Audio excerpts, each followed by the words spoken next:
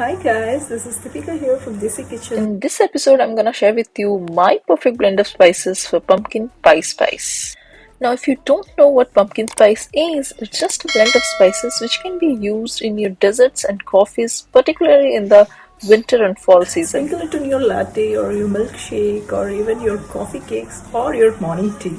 This is just yum. It makes your house smells great, and this is the kind of thing which gives wonderful, amazing flavor and warmth to your dessert. Now you can buy this blend at your supermarket, or if you can't find it, you can just make it at your home. This is that easy. So to make this magic spice, you need cinnamon,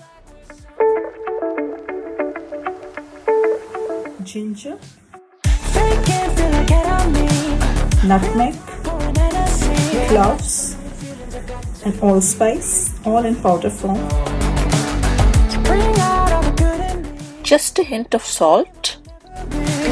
Mix up everything and there you have your magic spice ready. Say what you said to me on the roof of your house, 'cause I've been having my doubts, oh yeah.